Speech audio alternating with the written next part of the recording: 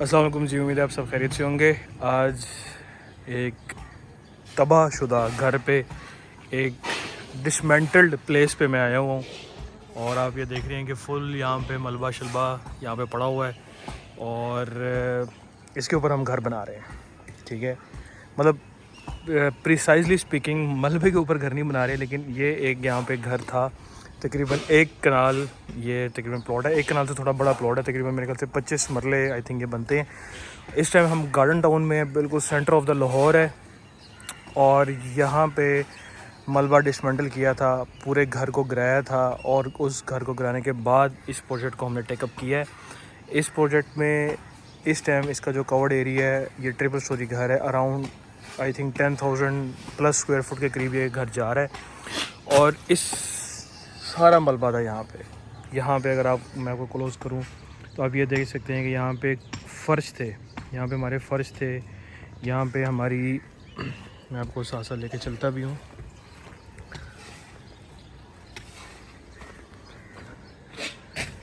वो भी आप देख रहे होंगे कि वो हमारे कंक्रीट के यहाँ पे पैचेस थे, फ्लोर थे, फ़र्श थे हमारे वहाँ पे। वो थोड़ा सा मैं और भी आगे जूम करूँ तो वहाँ पे भी देख रहे होंगे कि वो हमारे कंक्रीट का जो है वो सारा हमारे फ्लोर भी थे, इसमें दीवारें भी थीं, इसमें बहुत ज़्यादा जो थे ना इसमें चीज़ें थीं और कुछ ईंटें जो हमारी निकली थी, जैसे ये हम जो हमने सैल्वेज की थी, इनको हम यूज़ कर रहे हैं। वहाँ पे भी वो ईंटें पड़ी हैं, उन ईंटों को भी हमने सैल्वेज किया था, तो हम इनको अपनी कंस्ट्रक्शन के लिए जो है वो इस्तेमाल कर रहे हैं। ये साइड आपको दिखाने का मकसद क्या है? सबसे पहला इम्पॉर्टेंट पॉइंट ये है कि आपने जो अपनी बुनियादें हैं वो कभी भी मलबे के ऊपर नहीं डालनी। ये बात याद रखिएगा कि जब मलबा होता है ना तो उसमें मल्टीपल टाइप्स ऑफ कहने के फाउंडेशन आ जाती है, मतलब उसमें मिट्टी भी है, क्ले भी है, रोड़ी भी है, उसके अंदर आप ये देख रहे हैं कि ईंटें भी हैं, कंक्रीट भी है, तो इसके ऊपर आप अपनी बुनियादें नहीं रख सकते। ठीक है, इसके ऊपर आप अपनी फाउंडेशंस को जो है वो बिल्कुल और कतन नहीं रख सकते। फाउंडेशंस को आपने इसके ऊपर नहीं रखना। ठीक हो गया? फाउंडेशंस के लिए आपको सारा मलबा हटाना पड़ेगा और उसकी बुनियादों तक जो है वो जाना पड़ेगा। That's what is the right way to do things. हाँ, उसके बाद ये जो मलबा है, ये जो रोड़ी है, ये कमरों में या फ्लोरिंग पे आप इसको यूज़ कर सकते हैं, या बैकफिल के तौर पे या घसू के तौर पे। ठीक है, देखें घर की ना 2 बुनियादें होती हैं। एक होती है जहाँ पे आपकी दीवारें आनी है, तो इस पे तो कोई कंप्रोमाइज़ नहीं है। ठीक है, अनटिल अनलेस नीचे कोई बहुत हार्ड सरफेस या बहुत कोई कंक्रीट की सरफेस हो, जहाँ पे 1-2 जगह पे 1-2 इंस्टेंसेस पे हमने यहाँ पे इनकाउंटर किए हैं, तो वहाँ पे चलो बंदा चला लेता है। बट जो आपकी बुनियादें हैं वो हार्ड सरफेस पे आनी चाहिए, एक चीज़। दूसरी चीज़ ये है कि ये जितना भी मलबा होगा ये हम फ्लोरिंग के अंदर जो है वो एडजस्ट कर देंगे। ये फ्लोर के अंदर हमारा जो होगा वो एडजस्टेबल होगा। क्या कहते हैं कि जो कमरे हैं उनके अंदर इसको हम डालेंगे।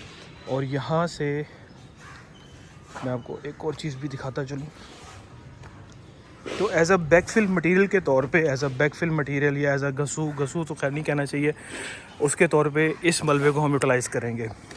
हुआ ये था कि जब ये प्रोजेक्ट हमें अवार्ड हुआ, client is a very nice guy.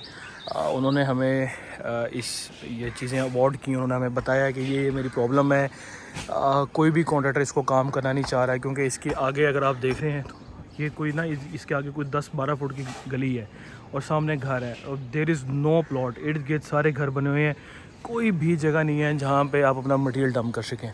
तो इसकी प्रॉपर प्लानिंग की ज़रूरत थी, प्रॉपर एग्जीक्यूशन की ज़रूरत थी कि किस किस तरह ये चीज़ें एग्जीक्यूट होंगी, और विद टाइम हमने इसको आहिस्ता आहिस्ता ऊपर लेके इस टाइम इसकी कोई शक्ल निकल आई है। जैसे कहते हैं कि इस टाइम इस प्रोजेक्ट की कोई ना कोई ऐसी शक्ल निकल आई है जिसको ये भी सारी हमारी ब्रिक फाउंडेशन चल रही हैं, वो भी सारी ब्रिक फाउंडेशन चल रही हैं, ये भी ब्रिक फाउंडेशन हैं। इस मलबे को निकालना, इस मलबे को तोड़ना, मैं साथ साथ वीडियोस भी लगाऊंगा, तो आप देखेंगे एक हेक्टिक काम था। इस साइड दिखाने का मकसद ये है कि अगर आप भी कोई कंस्ट्रक्शन करवाना चाह रहे हैं जिस पे आपको घर तोड़ना पड़ेगा और उसकी इर्द गिर्द कोई जगह भी खाली नहीं है और आपको स्ट्रक्चरली कोई इश्यूज़ आ रहे हैं, तो आप हमसे रब्ता कर सकते हैं। इस प्रोजेक्ट को हमने स्ट्रक्चरली बहुत इन डेप्थ स्टडी की है, क्लाइंट के साथ मीटिंग्स की हैं, स्ट्रक्चरल इंजीनियर इसमें जो थे वो इन्वॉल्व थे, और मेरी अपनी recommendation as a being a structure engineer myself, तो इस प्रोजेक्ट को मैंने ओवरसी किया है।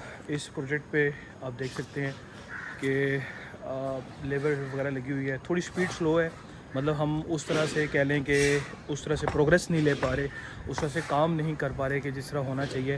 बट ये कि एक प्रोग्रेस है, एक प्रोग्रेस हम कर रहे हैं। चीज़ें थोड़ी सी स्लो पेस पे चल रही हैं, but we are very near. और हमें उम्मीद है कि हम बुनियादों से जिसे कहते हैं कि हम निकल आएंगे और हम DPC पे बहुत जल्द जो है वो आ जाएंगे और अपना जो है वो काम करेंगे। इस साइड आप देख सकते हैं, अगेन स्लो पेस है, थोड़ी स्लो पेस पे काम चल रहा है। बट ये पूरा मलबा है, उस मलबे को हटाना, उसके ऊपर काम करना और उसको प्रॉपर प्लान करना, बारिशों से भी लड़ना, स्ट्रक्चर को भी किसी किस्म का मसला ना आने देना, स्टेबिलिटी पे भी कंप्रोमाइज़ ना करना। This is what it is. ये एक एज अ प्रोफेशनल इंजीनियर हमने इसको जो है वो चीज़ों को है वो जो है वो करना होता है।